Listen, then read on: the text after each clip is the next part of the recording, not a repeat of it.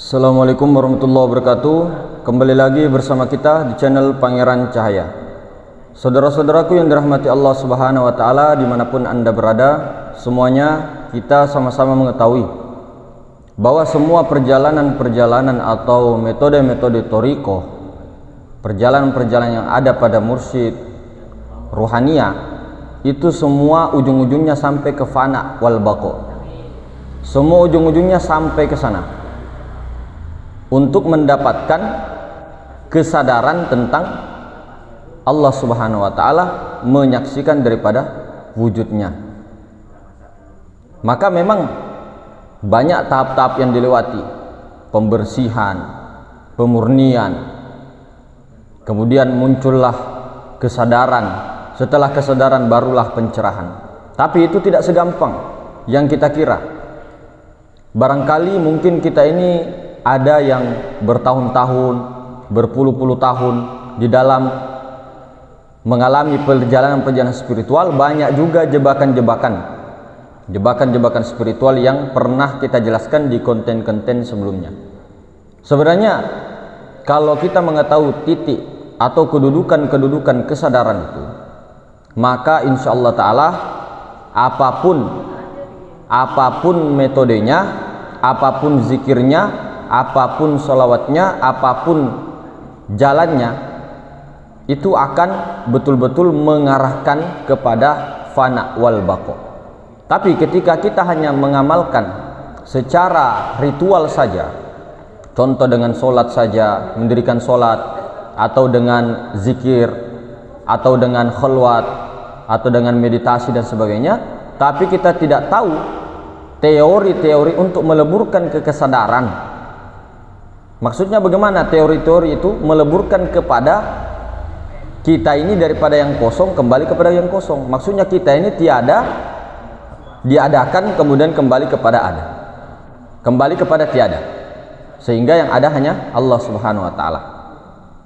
Maka hadirin bukan Allah Subhanahu wa Ta'ala, untuk bagaimana kita mempersingkat padat dan jelas dan sangat terang di sini, mungkin bagi kita banyak yang belum mengerti dengan fana ataupun duduknya di kesadaran. Kesadaran apa dulu? Karena kesadaran itu ada kesadaran Adam, ada kesadaran Muhammad, ada kesadaran Allah. Bagaimana kesadaran Adam ini diantar mi'raj naik melebur kepada kesadaran Allah? Bagaimana untuk mi'raj caranya? Nah, tentunya dengan mengalami metode-metode yang dimana ujung-ujungnya mutu kebelantam mutu, matikan diri sebelum mati, sehingga mati keakuan Adam itu.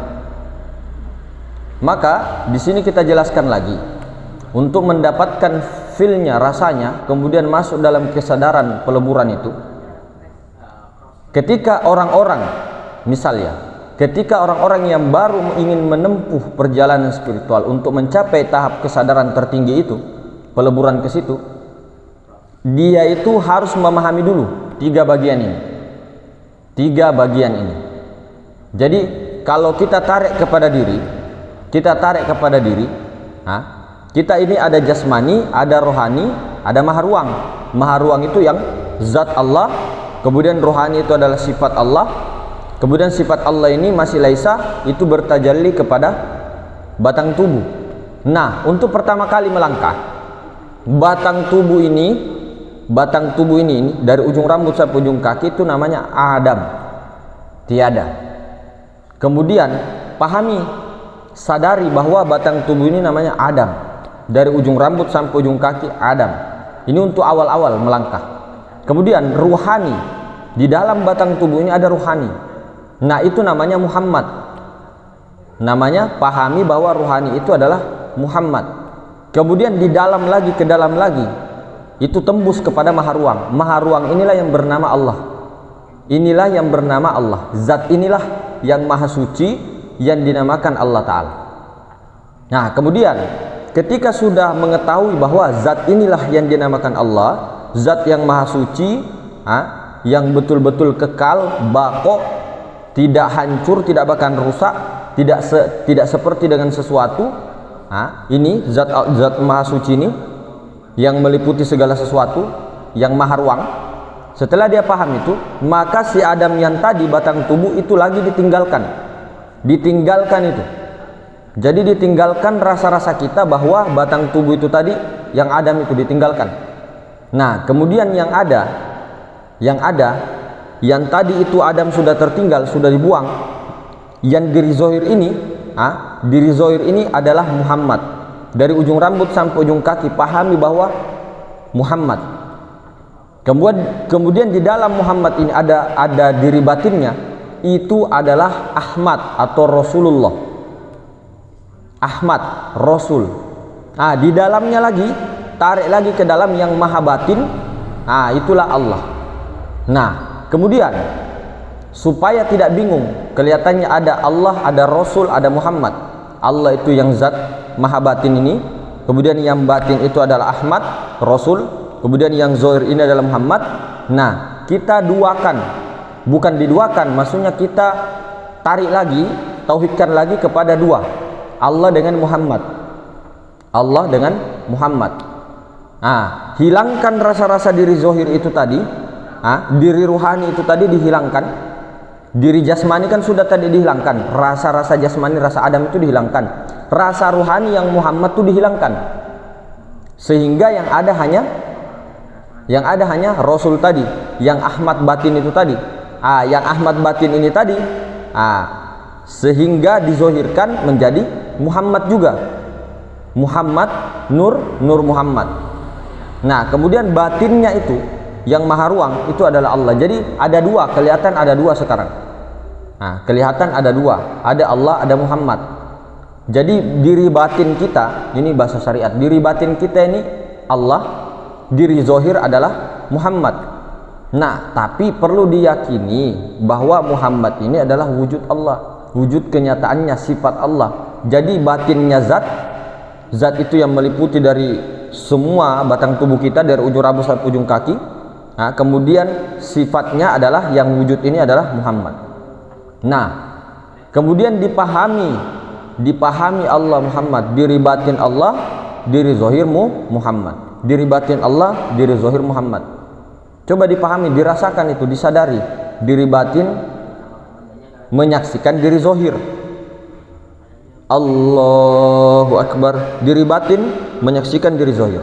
Jadi kita tidak lagi memandang jasmani, tidak lagi memandang ruhani. Diri zahir kita ini bukan lagi jasmani, diri batin ini bukan lagi ruhani, tapi Muhammad dengan Allah. Nah, setelah kita paham tadi Muhammad dengan Allah itu kelihatan ada dua, ini tidak dua, ini sah, ini satu. Bukan satu ya, ini bahasa istilah saja, kita sebut satu saja. Maksudnya ini tunggal. Allah dengan Muhammad itu tunggal, bagaikan zat dengan sifat. Nah, di sini dihilangkan lagi, di dalam pandangan sir kita yang ada hanya Allah, itu saja. Yang ada hanya Allah, yang ada hanya Allah. Yang ada hanya Allah.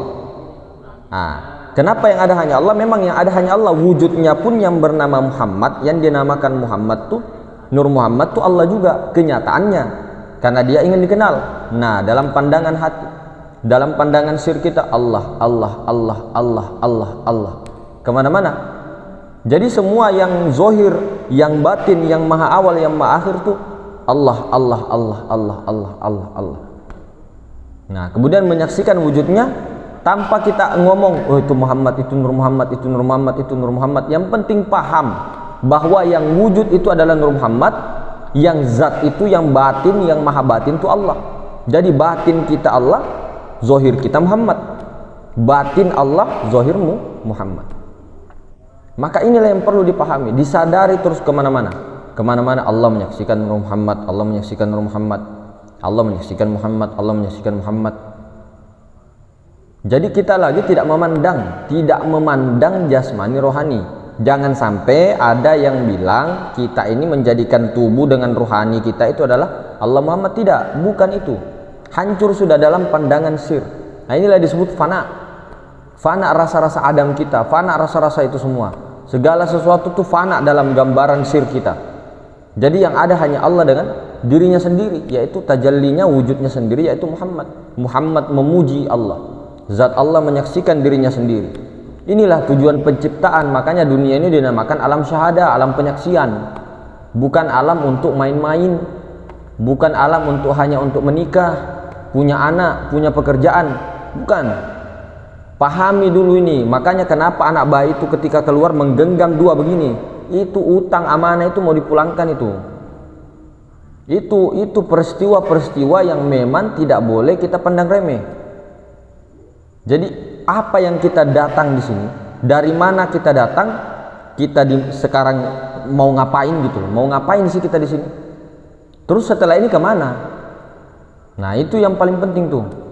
Jadi tidak hanya kita cari uang, terus belajar hanya untuk ritual saja, seolah-olah bilang, oh sholat begini-begini, oh zikir begini-begini, begini. Tapi kita tidak paham itu semua. Itu kan kosong. Mana dalilnya? Asy-syari'atu bila hakikatu atil. Syariat tanpa hakikat kosong. Al-haqiqatu bila syari'atu batil. Hakikat tanpa syariat batal. Itu kan sering diulang-ulang oleh ulama-ulama tasawuf itu. Jadi orang-orang yang betul-betul mengetahui asal kejadian dirinya, asal awal mula yang dijadikan Allah Ta'ala, ini baru sempurna ma'rifat. Tapi kalau tidak mengetahui asal kejadian diri, tidak mengetahui awal mula yang dijadikan Allah, bagaimana mau ma'rifat? Karena yang dipandang itu alam semesta, yang dipandang kemana-mana HP, yang dipandang kemana-mana orang aja, makhluk aja. Jadi meskipun kita bekerja, meskipun kita cerita, meskipun itu apa semuanya, jangan pernah dalam sir kita, pandangan kita dikatakan itu makhluk. Karena kita sudah tidak memandang itu. Jasmani kok hancur kok, ruhani hancur. Yang ada hanya Allah dengan dirinya sendiri. Jadi Allah Ta'ala sendiri bermain-main dengan dirinya sendiri. Allah Ta'ala sendiri yang menyaksikan dirinya sendiri. Allah Ta'ala sendiri yang memuji dirinya sendiri. Jadi tidak boleh lagi kita sebut, oh berarti Allah itu ini tembok, Allah itu ini. Ya salah lagi kamu itu. Makanya pakai otak juga, otaknya juga itu dileburkan kepada akal robbaniyah, bukan akal hewaniah. Akal kita ini jangan mengendalikan ruhani, tapi akal kita ini yang dikendalikan oleh ruhani. Ruhani pun dikendalikan oleh sir, maha ruang. Jadi kita duduknya di sir.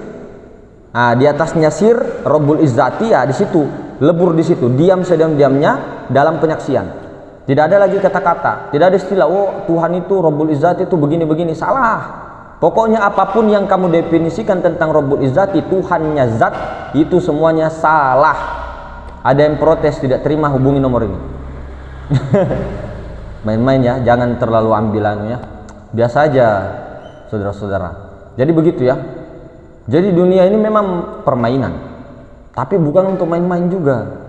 Jadi perlu dipahami apa sih.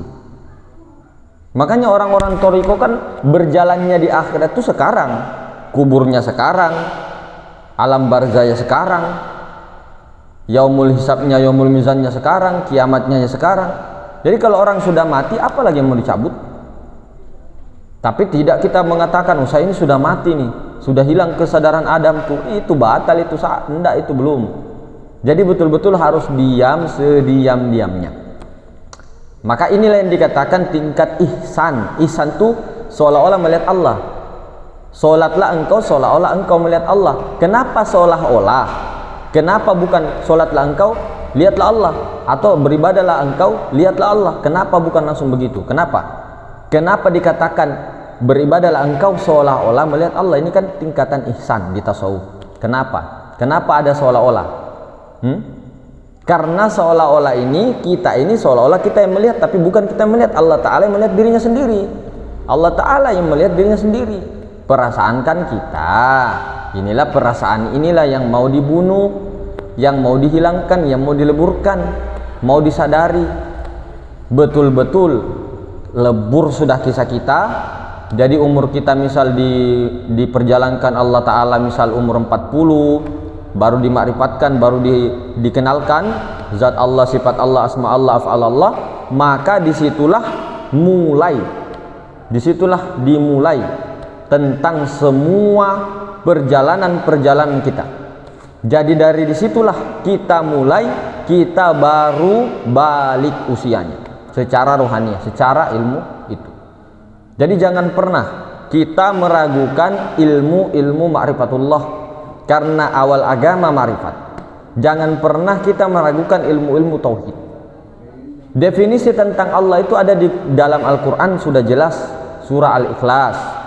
Ada di definisi laisa kamitslihi syai', tiada yang serupa dengan Allah. 20 sifat wajib Allah itu sudah betul-betul sampai kepada alamat. Kalau dikaji betul-betul itu 20 sifat wajib bagi Allah, wajib mustahil jaiznya Allah, itu insya Allah sudah paham sedikit tentang Allah. Tinggal mau dipahamkan kedudukan zat yang mana, kedudukan sifat yang mana, kedudukan asma yang mana, kedudukan af'al yang mana. Lalu kedudukannya sifat nafsiyah wujud di mana, kedudukannya sifat salbiyah qidam baqa mukhalafatul lil hawadis qiyamu ta'ala bi nafsi wahdaniyah di mana kedudukannya itu. Kemudian sifat ma'ani, ma'ani yaitu qudrah irada ilmu hayat sama basar kalam, di mana kedudukannya. Sifat maknawiyah kaunuhu qadirun, kaunuhu muridun, kaunuhu alimun, kaunuhu hayyun, kaunuhu sami'un, kaunuhu basirun, kaunuhu mutakallimun, di mana kedudukannya. Nah, kita jelaskan sedikit singkat waktu. Sifat wujud nafsiyahnya Allah hanya satu, sifat wujudnya kedudukannya ada pada Nur Muhammad. Nur Muhammad tahu kenyataan Allah. Kemudian sifat daripada salbiyah itu yang 5 tadi, qidam baqa mukhalafatul lil hadis qiyamu binafsi wahdaniyah, itu sifatnya, sifat salbiahnya Allah Ta'ala itu kedudukannya ada pada maha ruang. Kemudian kedudukan sifat ma'ani 7 qudrah irada ilmu hayat sama basar kalam, itu kedudukannya pada nyawa Nur Muhammad, ruh.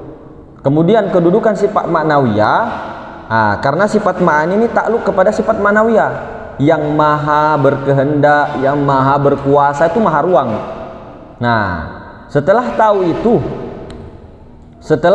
itu tadi, kedudukannya wujud di sini, qidam baqa di sini sampai kaunu mutakallimun, itu sudah bisa menyimpulkan sebenarnya bahwa kedudukan ini ada pada zat, kedudukan ini ada pada sifat, kedudukan ini ada pada asma, kedudukan ini ada pada af'al.